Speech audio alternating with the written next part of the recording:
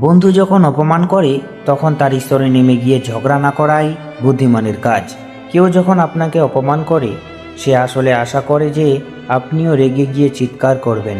আপনি যদি তখন চুপ থাকেন এবং শান্তভাবে তার দিকে তাকিয়ে থাকেন, তবে সে নিজে অপ্রস্তুত হয়ে পড়বে।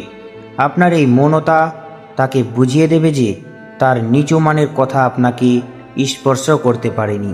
বাঘ কখনো কুকুরের ঘেউ ঘেউ শব্দে পাল্টা গর্জন করে না, সে নিজের রাজকীয় চালে চলে যায়। ঠিক তেমনি আপনার ব্যক্তিত্ব যদি উন্নত হয়, তবে কারো সামান্য অপমান আপনার কোনো ক্ষতি করতে পারবে না।